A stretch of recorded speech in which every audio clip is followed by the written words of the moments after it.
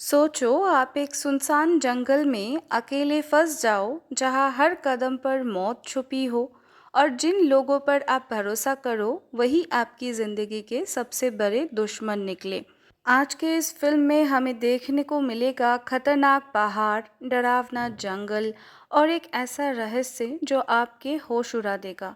जानने के लिए वीडियो को आखिर तक ज़रूर देखना क्योंकि आगे जो होने वाला है वो बिल्कुल भी आसान नहीं होगा।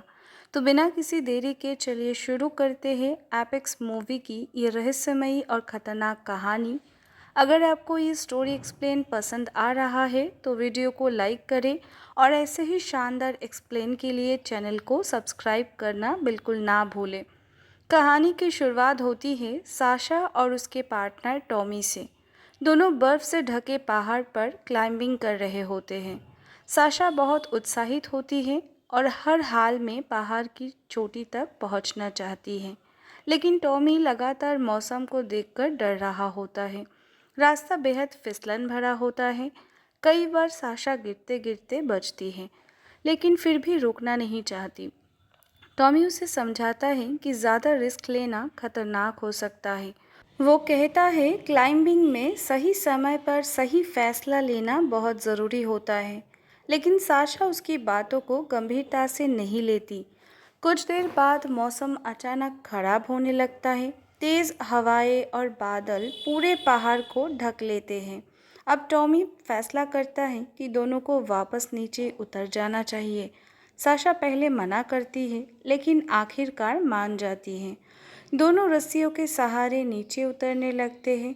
साशा धीरे धीरे नीचे पहुंच जाती है, लेकिन तभी टॉमी का पैर फिसल जाता है। रस्सी खींचती है और उसका संतुलन बिगड़ जाता है। वो खुद को बचाने की कोशिश करता है, लेकिन कुछ ही सेकंड में गहरी खाई में गिर जाता है।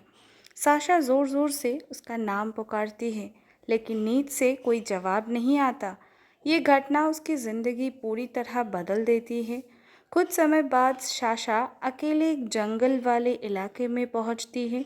वहाँ के लोग उसे चेतावनी देते हैं कि इस जंगल में लोग अक्सर गायब हो जाते हैं, लेकिन वो किसी की बात नहीं सुनती और अकेले ही आगे निकल जाते हैं।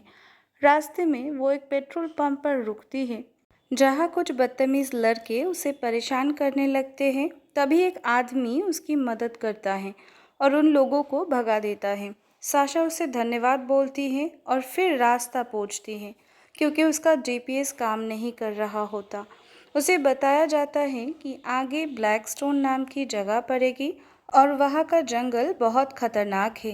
इसके बावजूद साशा अकेले ही जंगल की तरफ निकल पड़ती है। जंगल का माहौल बहुत डरावना होता है। चारों तरफ सन्नाटा और अजीब आवाज़ें सुनाई देती रहती हैं। ऐसा लगता है जैसे कोई लगातार उसका पीछा कर रहा हो। थोड़ी देर बाद वही लड़के उसके फिर पीछा करना शुरू करते हैं। साशा डरकर तेज़ी से जंगल के अंदर भागती है। किसी तरह वो ब्लैकस्टोन कैंपिंग एरिया पहुंच जाती है। यहाँ उसकी मुलाकात बेन नाम के आदमी से होता है। उसके साथ उसकी पत्नी भी होती है। दोनों बहुत दोस्ताना व्यवहार करते हैं। साशा उन्हें बताती है कि उसका फ़ोन और बाकी सामान चोरी हो गया है। बेन कहता है कि यहाँ बंदर अक्सर लोगों का सामान उठा ले जाते हैं। इसके बाद बेन उसे खाने के लिए सूखा मांस देता है। पहले साशा मना करती है, लेकिन मजबूरी में मान जाती है, क्योंकि उसके पास खाने के लिए कुछ नहीं बचा होता। बेन बताता है कि वो खुद ये मांस तैयार करता है।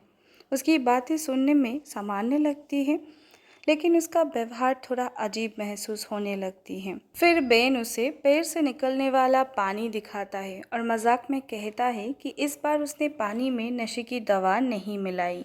ये सुनते ही साशा डर जाती है। उसे एहसास होने लगता है कि शायद वो गलत लोगों के बीच फंस चुकी है। अब फिल्म धीरे धीरे और ज़्यादा डरावनी बन जाती है। साशा समझने लगती है कि जंगल से ज़्यादा खतरनाक वहाँ रहने वाले लोग हैं। बाहर से अच्छे दिखने वाले इंसान अंदर से कितना खतरनाक हो सकते हैं, यही फिल्म हमें दिखाती है। कहानी के इस हिस्से तक साशा पूरी तरह अकेली और कमज़ोर पड़ चुकी होती है। अब आगे उसे सिर्फ जंगल से नहीं बल्कि इंसानों के डरावने चेहरे से भी लड़ना होगा। कहानी अब और भी ज़्यादा खतरनाक मोड़ लेने वाली है। जहाँ पिछली बार साशा सिर्फ जंगल के रास्ते ढूंढ रही थी, वही अब वो ऐसे इंसान के जाल में फंस चुकी है जो बाहर से शांत दिखता है लेकिन अंदर से पूरी तरह पागल है। और इस बार खेल सिर्फ जिंदा बचने का नहीं, बल्कि दर्द, डर और शिकार बनने का है। तो तैयार हो जाइए, क्योंकि आज की इस कहानी में हर मिनट के साथ खतरा बढ़ता जाएगा। साशा और बेन नदी किनारे बैठे बात कर रहे होते हैं। बेन काफ़ी शांत और समझदार इंसान लगता है। वो साशा से कहता है कि उसे इस जगह से बहुत लगाव है। हफ्ते में एक दो बार अगर वो यहाँ नदी में ना नहाए तो उसे बेचैनी होने लगती है, जैसे उसका शरीर इस जगह का आदी बन चुका हो। इसके बाद साशा उससे पूछती है क्या वो ऑस्ट्रेलिया का रहने वाला है, लेकिन बेन बताता है कि वो असल में ऑस्ट्रेलिया का नहीं है। बचपन में वो अपनी माँ के साथ यहाँ आ गया था। उसकी बातें सुनकर साशा को थोड़ा रहस्यमयी ज़रूर लगता है, लेकिन फिर भी दोनों के बीच अच्छी बातचीत होने लगती है। धीरे धीरे बात पहाड़ों और एडवेंचर तक पहुँच जाती है। बेन समझ जाता है कि साशा को पहाड़ों से बेहद प्यार है। वो कहता है असली ज़िंदगी खतरे में ही महसूस होती है। हर पल चौकन्ना रहना पड़ता है, वरना मौत कभी भी आ सकती है। साशा उसकी बातें सुनकर थोड़ा असहज महसूस करती है, क्योंकि बेन की सोच सामान्य लोगों जैसा नहीं लगती। वो बार बार दर्द, डर और इंसानी फितरत की बातें कर रहा होता है। फिर मजाक मजाक में बेन साशा को पुराने रिश्ते की बात छेड़ देता है। वो कहता है कि शायद पहाड़ उसके बॉयफ्रेंड को उससे छीन कर ले गए। ये सुनकर साशा चौंक जाती हैं, क्योंकि उसने ये बातें उसे बताई ही नहीं थी। हालांकि बेन तुरंत बात संभाल लेता है और मजाक बताकर माहौल हल्का करने की कोशिश करता है। लेकिन अब साशा को एहसास होने लगता है कि ये आदमी जितना दिख रहा है उससे कहीं ज़्यादा जानता है। बेन फिर बताता है कि पिछली रात को वो उसके कैंप के आसपास ही था।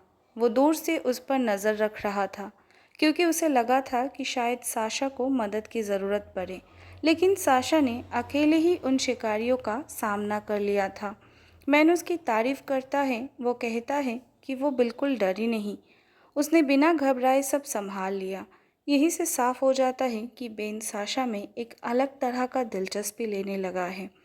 कुछ देर बाद साशा वहाँ से जाने लगती है, लेकिन तभी उसे एहसास होता है कि उसका बैग बेन के पास ही रह गया है।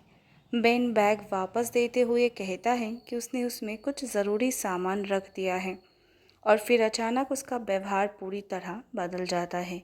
वो साशा से कहता है कि जैसे ही गाना ख़त्म हो, वो जितनी दूर भाग सकती है भाग जाए। साशा पहले तो समझ ही नहीं पाती कि आखिर हो क्या रहा है, लेकिन तभी बेन के कुछ दोस्त सामने आ जाते हैं। उनके चेहरे और हरकतें देखकर साफ लग रहा होता है कि ये लोग सामान्य नहीं हैं। अब साशा को समझ आता है कि वो फंस चुकी है। बेन और उसके साथी इस पूरी चीज़ को एक खेल की तरह देख रहे होते हैं, लेकिन उनके लिए ये सिर्फ खेल नहीं, बल्कि एक खतरनाक रस्म होती है। ये लोग साशा को पकड़ लेते हैं और उसे मानसिक और शारीरिक रूप से तोड़ने की कोशिश शुरू कर देते हैं। बेन कहता है कि ज़िंदगी में दर्द सहना ज़रूरी है। दर्द इंसान को मजबूत बनाता है। उसके हिसाब से ये सब एक परीक्षा है। अब कहानी पूरी तरह डरावनी बन जाती है, क्योंकि बेन सिर्फ एक साइको नहीं, बल्कि एक ऐसा इंसान है जो इंसानों का शिकार करने में विश्वास रखता है। वो आदिवासियों और पुराने रस्मों की बातें करने लगता है। वो कहता है कि कुछ जनजातियाँ अपने शिकार की आत्मा को कैद करने के लिए उसका कलेजा तक खा जाती है। उसकी बातें सुनकर साशा डर से कांप उठती है, लेकिन वो हार नहीं मानती। धीरे धीरे उसे समझ आता है कि बेन लंबे समय से लोगों का शिकार कर रहा है। उसने पहले भी कई लोगों की इसी तरह फंसाया होगा। बेन साशा के पुराने बॉयफ्रेंड की मौत के बारे में भी बातें करने लगता है। वो इंटरनेट से उसके बारे में जानकारी निकल चुका होता है। अब साशा को एहसास होता है कि बेन ने उसे यूं ही नहीं चुना, वो पहले से उसके बारे में साफ जानता था। बेन कहता है कि असली लड़ाई शरीर की नहीं, दिमाग की होती है। अगर दिमाग टूट जाए तो इंसान खुद ही हार जाता है। लेकिन साशा अंदर से टूटने के बावजूद हार मानने को तैयार नहीं होती। वो मौका ढूंढ रही होती है किसी तरह यहाँ से बच निकलने का। रात गहराती जाती है, जंगल और भी खामोश हो जाता है और अब साशा एक ऐसी जगह पर पहुंच चुकी है जहां से जिंदा निकलना लगभग नामुमकिन लगता है।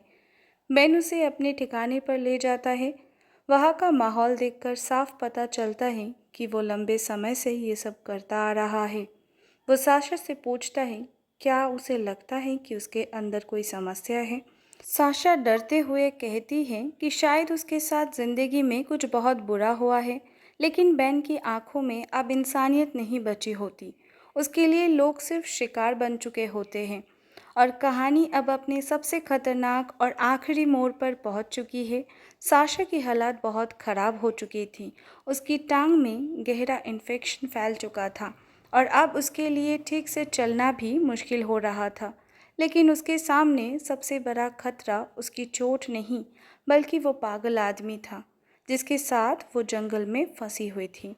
वो आदमी साशा को पहाड़ के ऊपर ले जा रहा था।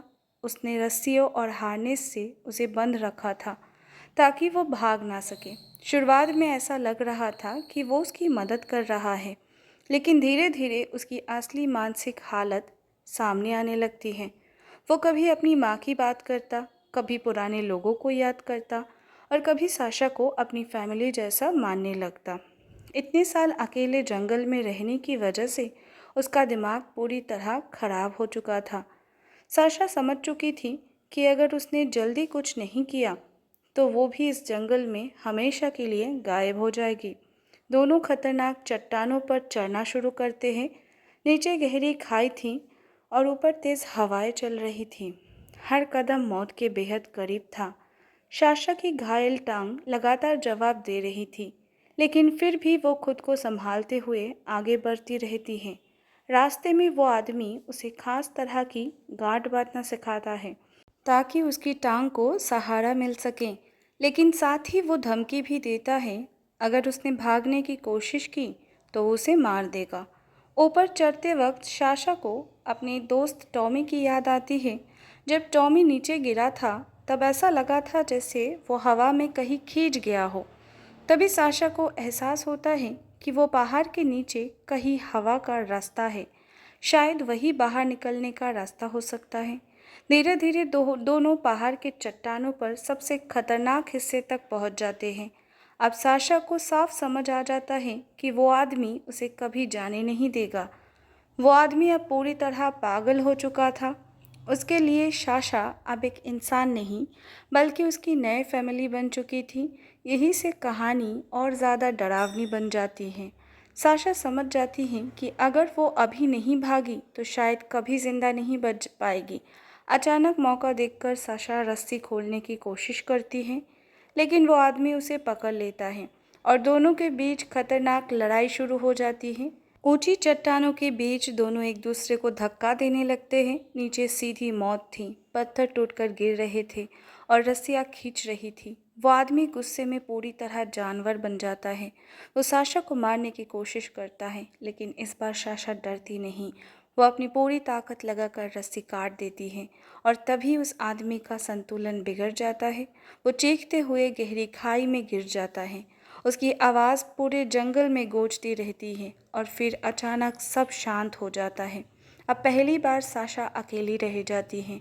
उसके शरीर में बिल्कुल ताकत नहीं बची थी, ना खाना, ना पीना, ना कोई मदद, लेकिन उसके अंदर जिंदा रहने की उम्मीद अभी भी बाकी थी।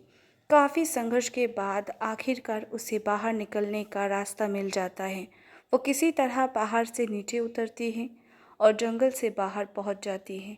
जब वो सड़क तक पहुंचती है तब एक गाड़ी उसे देखती है। लोग तुरंत उसकी मदद करते हैं और पुलिस को बुलाया जाता है। इसके बाद पुलिस पूरे इलाके की जांच शुरू करती है और तभी कोई कई सालों पुराना सबसे डरावना साथ सामने आता है। पता चलता है कि इस जंगल में जो लोग सालों से गायब हो रहे थे, उनके पीछे कोई जंगली जानवर नहीं था, बल्कि यही पागल आदमी था। वो जंगल में आने वाले लोगों का शिकार करता था। जो भी वहां जाता वो कभी वापस नहीं लौटता। न्यूज़ रिपोर्ट्स में बताया जाता है कि कई पुराने लापता लोगों के केस अब जाकर सुलझ चुके हैं। कई परिवारों को आखिरकार अपने अपनों की सच्चाई पता चल जाती है। लेकिन सबसे डरावनी बात ये थी कि इतने सालों तक किसी को भी असली सच का अंदाज़ा नहीं हुआ। इस कहानी का सबसे बड़ा सबक यही है, कभी कभी सबसे बड़ा खतरा जंगल नहीं बल्कि इंसान के अंदर छुपा हुआ पागलपन होता है। और इसी के साथ ये खतरनाक सर्वाइवल और थ्रिलर कहानी ख़त्म होती है। तो दोस्तों, ये थी आज की खतरनाक और रहस्यमय कहानी एपिक्स मूवी एक्सप्लेन हिंदी में। अगर आपको ये मूवी एक्सप्लेन पसंद आया तो वीडियो को लाइक करें और चैनल को सब्सक्राइब करके बेल आइकन दबाना मत भूलना, क्योंकि यहाँ हम लाते रहेंगे ऐसे ही दमदार सर्वाइवल, हॉरर और मिस्ट्री फिल्मों की हिंदी एक्सप्लेन। अब बताइए, अगर आप साशा की जगह होते तो क्या उस जंगल से जिंदा बाहर निकल पाते? अपना जवाब कमेंट में ज़रूर बताना। मिलते हैं अगले वीडियो में एक और खतरनाक और रहस्यमयी कहानी।